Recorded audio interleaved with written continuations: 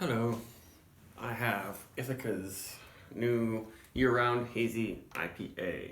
Looks like they've done a bunch of small batch, like brewery-only hazy beers for the last couple of years, and this is one that I guess they decided the recipe was good enough for year-round. It's called Everyday Haze, and even though this is the first shipment of this beer to the Boston area, I believe, it's like 2.5 months old, which is a little disappointing because it's definitely going to be showing some age. There are very few IPAs that won't lose something in terms of fruitiness and punchy flavor, or gain something in bad oxidized flavor. So this is 6.6% alcohol, uses 2-row pale oats and wheat, and hopped with Citra and Mosaic, but also Lotus, a newcomer hop that I don't really know too much about. But we shall see if that, if I can actually notice fresh hop qualities in this beer. Very hazy. Yeah, it looks very good for a year-round wide release hazy IPA. Head's very nice, kind of a dark orange and basically murky. Nothing coming through there. Got some nice bubbles coming up from the bottom.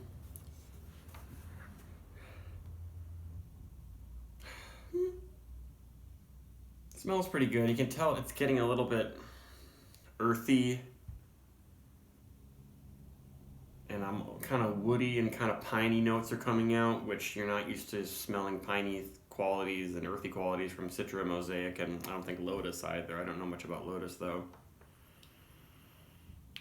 Well, there's plenty of orange and peachy pineapple-y stuff too in there. Actually smells pretty good. It doesn't smell just like cake and candy and all that sort of stuff and like really sweet tropical. Like, it's not all that, which is like a lot of wider released, more mass produced hazy IPAs these days. That's what they're going for, and I'm just getting tired of it. I want some earthiness. I want some spiciness. I want some greenness. I want some malt smell. This seems like it has some actual malted barley aromas. Maybe that's because it's a little old and the malt is coming out a little bit more now. If I had this really fresh, I'd probably like a little bit more, but let's just do it.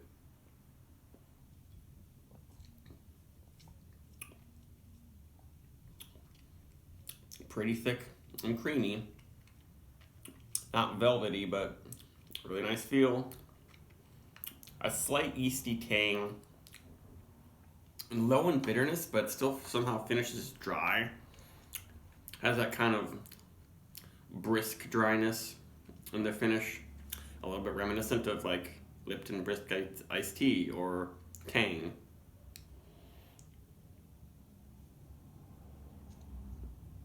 Yes, insanely different from their long time IPA Flower Power, which is pretty good, but this is very, very different from what I've experienced from Ithaca, and it's really good. I just wish that I could have a fresher. Or if you're gonna ship it when it's this old, maybe it's probably the distributor's fault, but then maybe try to make sure you package it and have there be literally no oxygen in there. That's how like Treehouse and Alchemist, places like that, they really know how to package their beers really well, so that if you keep them in the fridge, they'll be fine at 3 months or 4 months or whatever. This has a really nice head though. This is put together because there's so many things that can go wrong with this style, especially with breweries that haven't been doing it for that long. But they figured out the haze. Even at 2 months, yeah, it's a good amount of haze. It hasn't all fallen. The head retention's nice. It's a complex aroma. It's got malt, hops, and some yeast, and they're not clashing with each other.